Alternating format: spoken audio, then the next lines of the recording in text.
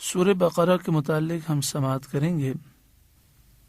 اعلیٰ حضرت امام اہل سنت امام احمد رضا علیہ الرحمہ کے خلیفہ صدر الافاضل سید علامہ مولانا نعیم الدین مراد آبادی علیہ الرحمہ تفسیر خزائن العرفان میں تفسیر خازن کے حوالے سے لکھتے ہیں کہ سورہ بقرہ مدنی سورت ہے، یعنی اس کا نزول ہجرت کے بعد ہوا ہے۔ حضرت عبداللہ بن عباس رضی اللہ تعالی عنہما نے فرمایا، مدینہ طیبہ میں سب سے پہلے یہی سورت نازل ہوئی۔ اس سورہ مبارکہ کی آیت وَاتَّقُوا يَوْمًا تُرْجَعُونَ، یہ آیت کریمہ حجۃ الوداع کے موقع پر مکہ شریف میں نازل ہوئی۔ اس سورت میں 286 آیتیں اور 40 رکوع ہیں، 6121 کلمات ہیں، 25,500 حروف ہیں۔ پہلے قرآن پاک میں سورتوں کے نام نہ لکھے جاتے تھے، یہ طریقہ حجاج نے نکالا۔ سورہ بقرہ کا سورہ فاتحہ سے خاص تعلق ہے۔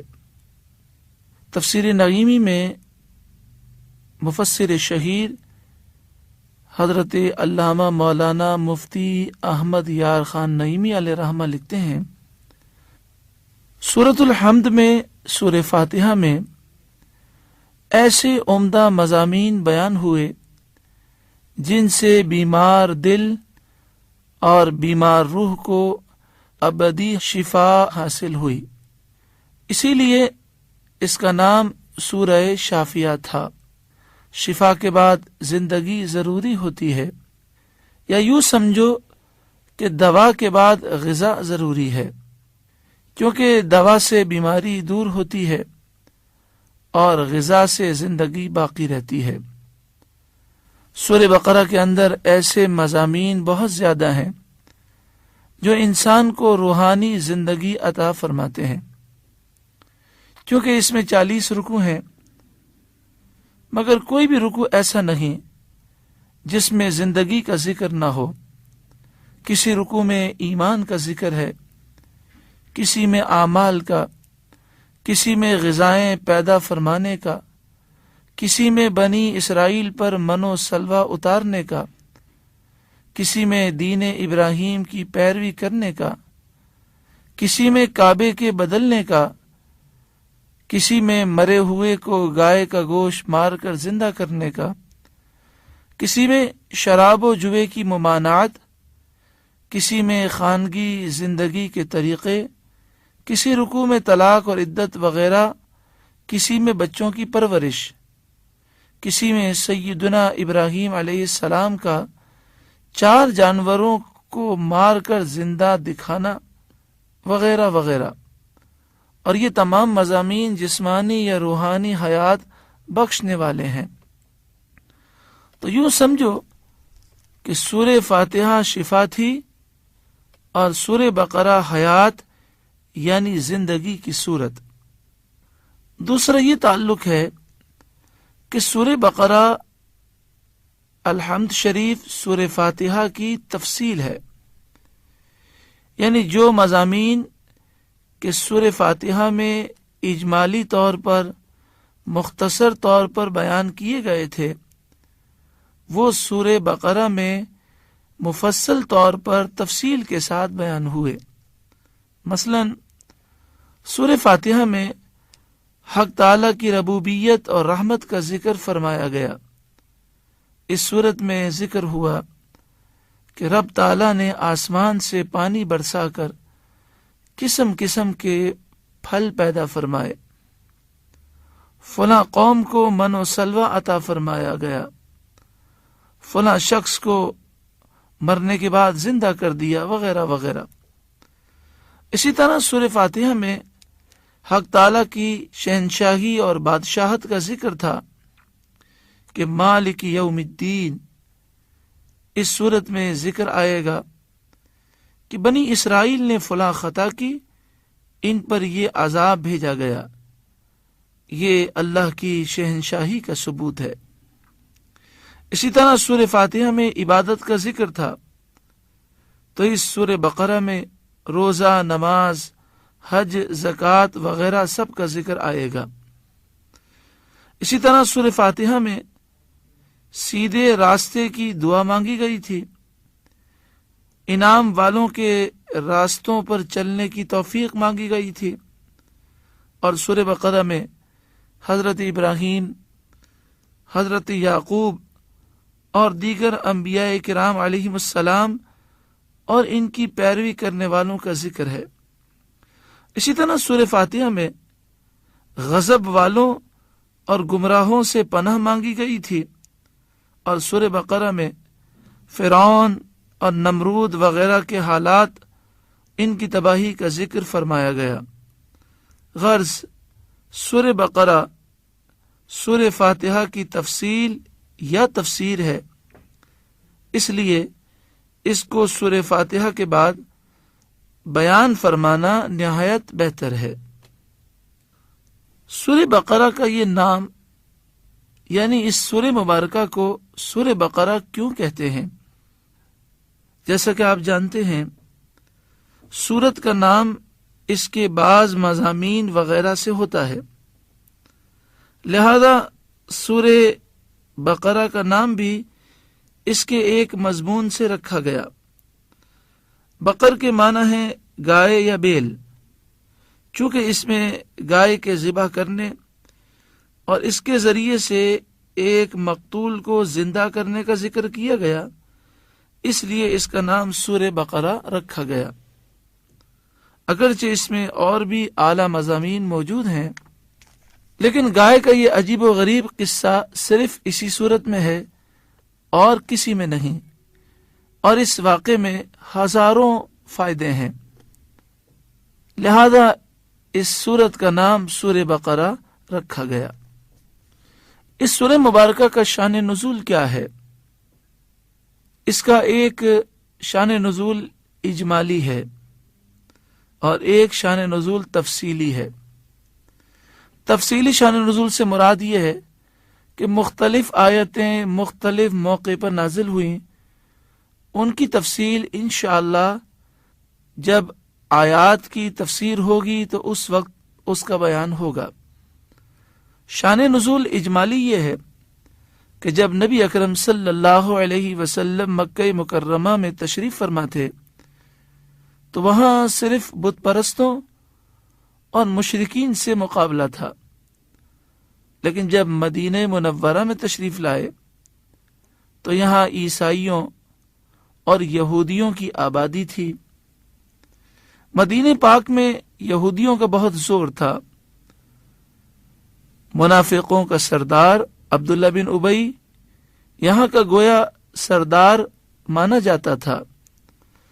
جب اسلام کا آفتاب مدینے پر چمکا اور سب سے پہلے حضرت ابو ایوب انصاری رضی اللہ عنہ کے گھر کو چمکایا اور قرآن کی آوازیں ان کے کانوں میں پہنچی تو سب کے دلوں نے قبول کیا، لیکن سوا چند دیندار لوگوں کو باقی سب حسد اور تعصب کی وجہ سے مقابلے پر آمادہ ہو گئے۔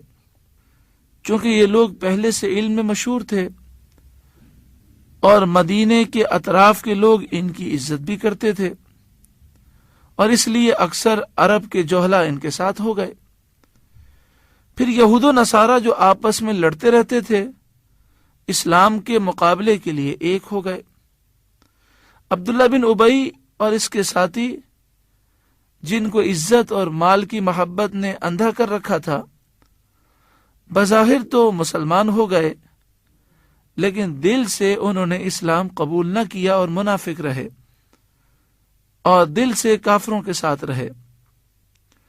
انہوں نے در پردہ خفیہ طور پر ان دشمنوں کی امداد کرنا شروع کر دی۔ یوں سمجھیں کہ مدینہ پاک میں آ کر مسلمانوں کو 4 قوموں سے مقابلہ کرنا پڑا۔ علماء یہود، علماء نصارہ، جہلا مشرکین اور منافقین، یہ لوگ خفیہ ایذا پہنچانے کے علاوہ فضول بحثیں بھی کرتے تھے اور مسلمانوں کے دلوں میں شکوک و شبہات ڈالنے کی کوشش کرتے تھے۔ پس حکمت الہی کا تقاضا ہوا کہ ایک ایسی صورت اتاری جائے جس سے ان 4 فرقوں کا رد کر دیا جائے اور ان کے شبہات دور کیے جائیں۔ اس لیے مدینہ پاک پہنچتے ہی یہ صورت اترنا شروع ہوئی۔ تو یہ اس پوری صورت کے نازل ہونے کی وجہ بیان کی گئی۔ آیتوں کا شان نزول انشاءاللہ تعالی ان کے ساتھ بیان کیا جائے گا، یعنی جب آیتیں بیان کی جائیں گی تو ساتھ میں ان آیتوں کا شان نزول بھی بیان ہوگا۔ سورہ بقرہ کی فضائل حضرت امام بخاری علیہ رحمہ بخاری شریف حدیث نمبر 5018 اور مسلم شریف حدیث نمبر 796، حضرت ابو سعید خدری رضی اللہ تعالی عنہ سے روایت ہے ان اسید بن حدیر قال، حضرت اسید بن حدیر رضی اللہ تعالی عنہ نے کہا، بینما هو یقرأ من اللیل سورة البقرہ، ایک دن وہ رات کو سورہ بقرہ کی تلاوت کر رہے تھے، وفرسہ مربوطۃ عندہ، اور قریب ہی ان کا گھوڑا بندھا ہوا تھا، اذ جالت الفرس، اچانک وہ گھوڑا گھومنے لگا اور بے چین ہو گیا، فسکت فسکنت، جب حضرت اسید بن حدیر خاموش ہو گئے تو گھوڑے نے بھی گھومنا ترک کر دیا اور ایک جگہ کھڑا ہو گیا، فقرأ فجالت، پھر سورہ بقرہ پڑھنے لگے، پھر گھوڑا گھومنے لگا اور بدکنے لگا، فسکت فسکنت، پھر آپ خاموش ہو گئے تو گھوڑا اپنی جگہ پر ٹھہر گیا، ثم قرأ فجالت الفرس، پھر آپ نے سورہ بقرہ کی تلاوت کی تو گھوڑا پھر گھومنے لگا اور بے چین ہو گیا، فانصرف، تو آپ نے سورہ بقرہ کی تلاوت موقوف کر دی، وکان ابنہ یحییٰ قریبا منہا، آپ فرماتے ہیں کہ ان کا بیٹا یحییٰ اس گھوڑے کے قریب تھا، فاشفق ان تصیبہ، آپ کو یہ خوف ہوا کہ کہیں گھوڑا یحییٰ کو نقصان نہ پہنچا دے، ولما اخرہ رفع رأسہ الی السماء، جب انہوں نے تلاوت کو موقوف کر دیا تو آسمان کی طرف اپنی نگاہ بلند کی، اپنے سر کو آسمان کی طرف کیا، فَإِذَا مِثْلُ الظُّلَّةِ، تو آسمان پر ایک سائبان کی طرح تھا، فیہا امثال المصابیح، اور اس میں ایسا محسوس ہوتا تھا جیسے چراغ جل رہے ہوں، ایسا نور اور ایسی روشنی تھی، فلما اصبح حدث النبی صلی اللہ علیہ وسلم قال، پھر جب صبح ہوئی تو حضرت اسید بن حدیر رضی اللہ تعالی عنہ نے نبی اکرم صلی اللہ علیہ وآلہ وسلم کی خدمت میں عرض کی کہ ایسا ہوا، تو آپ صلی اللہ علیہ وسلم نے فرمایا، اقرأ یا ابن حدیر، اقرأ یا ابن حدیر، اے اسید بن حدیر تو قرآن پڑھ، اے اسید بن حدیر تو قرآن پڑھ، قال فاشفقت یا رسول اللہ ان تطأ یحییٰ، عرض کی یا رسول اللہ مجھے یہ ڈر محسوس ہوا کہ اب میں مزید قرآن پڑھوں گا تو گھوڑا کہیں بے چین ہو کر آگے پیچھے ہو اور وہ میرے بیٹے یحییٰ کو کچل نہ دے، وَكَانَ مِنْهَا قَرِيبًا، میرا بیٹا یحییٰ اس کے قریب تھا. فَانصَرَفْتُ إِلَيْهِ، تو میں وہاں سے ہٹ گیا. وَرَفَعْتُ رَأْسِي إِلَى السَّمَاءِ، پھر میں نے اپنے سر کو آسمان کی طرف بلند کیا. فَإِذَا مِثْلُ ظُلَّةٍ، تو آسمان پر ایک سائبان کی طرح تھا. فِيهَا أَمْثَالُ الْمَصَابِيحِ، اور اس میں چراغوں کی طرح نور تھا. فَخَرَجْتُ حَتَّى لَا أَرَاهَا، تو میں باہر کی طرف نکلا، لیکن پھر میں نے دیکھا تو وہ سایہ چلا گیا. قال، آپ صلی اللہ علیہ وسلم نے فرمایا، وَتَدْرِي مَا ذَاكَ، اے اسید بن حدیر، کیا تم جانتے ہو وہ کیا تھا؟ قال لا، میں نے عرض کی نہیں، میں نہیں جانتا. قال تِلْكَ الْمَلَائِكَةُ دَنَتْ لِصَوْتِكَ، یہ فرشتے تھے جب تو سورہ بقرہ پڑھ رہا تھا تو تیری آواز سننے کے لیے وہ قریب آئے تھے. وَلَوْ قَرَأْتَ، اگر تو پڑھتا رہتا، لَأَصْبَحْتَ يَنظُرُ النَّاسُ إِلَيْهَا لَا تَتَوَارَى مِنْهُمْ، تو ضرور لوگ ان فرشتوں کو دیکھتے اور وہ فرشتے لوگوں سے پوشیدہ نہ رہتے. سبحان اللہ. قرآن مجید فرقان حمید کی تلاوت کی فضیلت بھی معلوم ہوئی، اور خاص طور پر سورہ بقرہ کی عظمت کا بھی علم ہوا. مسلم شریف حدیث نمبر 780 اور ترمذی شریف حدیث نمبر 2877 میں ہے. حضرت ابو ہریرہ رضی اللہ تعالی عنہ روایت کرتے ہیں، قال رسول اللہ صلی اللہ علیہ وسلم، رسول اللہ صلی اللہ علیہ وآلہ وسلم نے ارشاد فرمایا، لا تجعلوا بیوتکم مقابر، اپنے گھروں کو قبرستان نہ بناؤ، یعنی قرآن کی تلاوت کرو گھر میں اور گھر کو ویران نہ کرو. ان الشیطان ینفر من البیت الذی یقرأ فیہ سورۃ البقرہ، جس گھر میں سورہ بقرہ کی تلاوت کی جائے بے شک شیطان اس گھر سے بھاگ جاتا ہے. اور بعض روایتوں میں یہ ہے کہ 3 دن کے لیے وہ دفع ہو جاتا ہے. اس لیے بہتر یہ ہے کہ ہر 3 دن کے بعد سورہ بقرہ کی تلاوت کی جائے تاکہ گھر شیطانی اثر سے اور جادو ٹونے، نظر بد اور آسیب سے محفوظ رہے.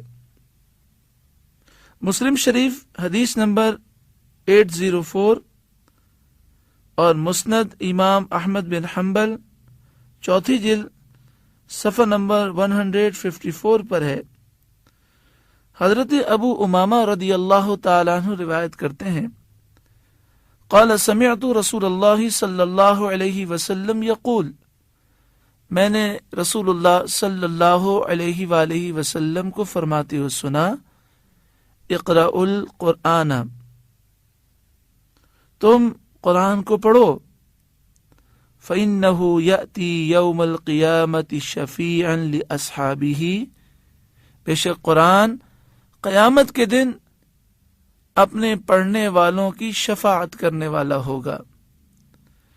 اقرأوا الزہراوین، آپ صلی اللہ علیہ وسلم نے فرمایا 2 چمکدار نورانی صورتوں کو پڑھو، البقرۃ و سورۃ آل عمران. 2 چمکدار نورانی صورتیں کون سی ہیں؟ سورہ بقرہ اور سورہ آل عمران. فإنہما تأتیان یوم القیامت، یہ دونوں صورتیں سورہ بقرہ اور سورہ آل عمران قیامت کے دن اس حال میں آئیں گی، کأنہما غمامتان، گویا کہ وہ 2 بادل ہیں، او غیایتان، یا گویا کہ 2 جھنڈے ہیں، او فرقان من طیر صواف، یا 2 پرندوں کی قطاریں ہیں، تحاجان عن اصحابہما، اور یہ دونوں صورتیں ان لوگوں کی شفاعت کریں گی کہ جو انہیں تلاوت کرنے والے ہوں گے. یعنی ان کی شفاعت اس وقت تک کرتی رہیں گی جب تک کہ وہ جنت میں داخل نہ ہو جائیں۔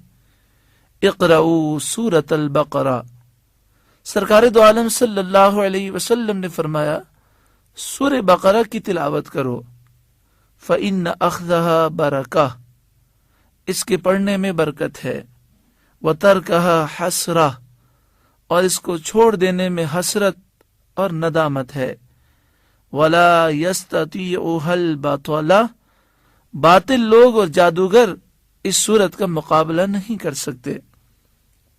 مسلم شریف حدیث نمبر 805 اور ترمذی شریف حدیث نمبر 2883، دارمی شریف حدیث نمبر 3391 اور مسند امام احمد بن حنبل 5ویں جلد صفحہ نمبر 361 پر ہے۔ حضرت نواس بن سمعان رضی اللہ تعالی عنہ سے روایت ہے، سمعت النبی صلی اللہ علیہ وسلم یقول، میں نے نبی کریم صلی اللہ علیہ وآلہ وسلم کو فرماتے ہوئے سنا، یؤتی بالقرآن یوم القیامۃ وآلہ الذین کانوا یعملون بہ، کل بروز قیامت قرآن لایا جائے گا اور جو قرآن پر عمل کرنے والے ہوں گے انہیں لایا جائے گا، تقدمہ سورۃ البقرۃ وآل عمران، ان کے آگے آگے سورہ بقرہ اور سورہ آل عمران ہوں گی، کأنہما غمامتان، گویا کہ وہ دو بادل ہیں، او ذلتان سوداوان بینہما شرق، یا دو سائبان ہیں کالے جن کے درمیان کچھ فاصلہ ہے، او کأنہما فرقان من طیر صواف، یا دو پرندوں کی قطاریں ہیں، تحاجان عن صاحبہما، یہ دونوں صورتیں جھگڑا کریں گی اپنے پڑھنے والوں کی طرف سے، یعنی ان کی شفاعت کریں گی، اور اس وقت تک شفاعت کرتی رہیں گی کہ جب تک کہ وہ پڑھنے والا جنت میں داخل نہ ہو جائے۔ تفسیر نعیمی میں حضرت مفسر شہیر مفتی احمد یا خان نعیمی علیہ رحمہ لکھتے ہیں کہ مسلم شریف میں ہے، سیدنا انس رضی اللہ تعالی عنہ سے روایت ہے کہ وہ فرماتے ہیں کہ ہم میں سے جو شخص سورہ بقرہ اور آل عمران جانتا تھا اس کی بڑی عزت ہوتی تھی۔ مسند امام احمد میں ہے کہ حضور صلی اللہ تعالی علیہ وآلہ وسلم نے فرمایا کہ سورہ بقرہ قرآن پاک میں ایسی ہے جیسے کہ اونٹ کے جسم میں کوہان، یعنی اس کے پیٹھ کی ہڈی، یعنی جیسے کہ اونٹ کی خوبصورتی اس کے کوہان سے ہوتی ہے، اسی طرح قرآن پاک کی زینت سورہ بقرہ سے ہے۔ تفسیر عزیزی میں ہے کہ حضور علیہ السلام نے فرمایا کہ جو شخص ہر جمعے کی شب میں سورہ بقرہ اور آل عمران پڑھا کرے تو اس کو اتنا ثواب ملتا ہے جس سے کہ بعیدہ سے عروبہ تک بھر جائے۔ بعیدہ زمین کے آخری 7ویں طبقے کا نام ہے اور عروبہ 7ویں آسمان کا، یعنی زمین کے آخری 7ویں طبقے سے لے کر 7ویں آسمان تک 7 زمین اور 7 آسمان بھر جائیں، اتنا ثواب اسے دیا جاتا ہے جو ہر جمعے کی رات سورہ بقرہ اور سورہ آل عمران کی تلاوت کرے۔ حضرت ام الدرداء سے روایت ہے کہ ایک شخص قرآن مجید فرقان حمید کی تلاوت کرنے والا تھا، لیکن اس سے بہت بڑا گناہ ہو گیا۔ پھر آخرکار اسے بھی موت آئی۔ جب اسے دفن کیا گیا تو تمام صورتیں اس کی قبر سے نکل کر جاتے ہوئے دیکھی گئیں۔ مگر سورہ بقرہ اور سورہ آل عمران اس وقت تک نہ گئیں جب تک کہ جمعہ نہ آ گیا اور وہ شخص عذاب سے محفوظ ہو گیا۔ اور تفسیر خزائن العرفان میں صدر الافاضل حضرت علامہ مولانا سید نعیم الدین مراد آبادی علیہ رحمہ لکھتے ہیں کہ حضرت ابن عربی کہتے ہیں کہ سورہ بقرہ میں 1000 حکم اور 1000 نہیں اور 1000 خبریں ہیں، یعنی جس قدر احکام سورہ بقرہ میں ہیں اتنے احکام اور صورتوں میں نہیں ہیں۔ یہ بھی قرآن مجید فقان حمید کا ایک معجزہ ہے کہ اس کی صورتیں اور آیتیں چھوٹی بڑی ہیں، جس سے رب تعالیٰ کی قدرت کاملہ کا ظہور ہوتا ہے کہ وہ جس طرح بڑی صورت میں بے شمار خوبیاں بھر سکتا ہے، اسی طرح چھوٹی سے چھوٹی صورت میں بھی، صورت چھوٹی ہو یا بڑی، ہر ایک معجزہ ہے۔ غور کرو کہ ہاتھی اونٹ کے جسم بہت بڑے ہیں اور چونٹی کا جسم نہایت معمولی، لیکن جتنے اعضاء ہاتھی اور اونٹ میں ہیں تقریباً اتنے ہی اعضاء چونٹی میں بھی ہیں۔ اس سے حق تعالی کی قدرت کا ظہور ہوتا ہے۔ طبرانی اور بیہقی نے حضرت عمر رضی اللہ تعالیٰ عنہ سے روایت کی ہے کہ حضور صلی اللہ علیہ وسلم نے ارشاد فرمایا کہ میت کو دفن کر کے اس کی قبر کے سرہانے سورہ بقرہ کی اول آیت مفلحون تک، قبر کے پاؤں کی طرف سورہ بقرہ کا آخری رکوع پڑھنا چاہیے۔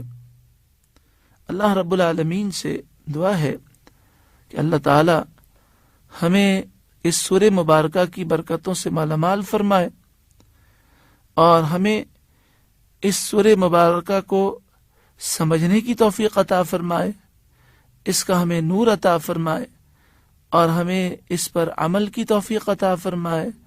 اللہ تعالی ہمیں قرآن پاک سمجھنے کا مزید ذوق و شوق عطا فرمائے۔ آمین ثم آمین۔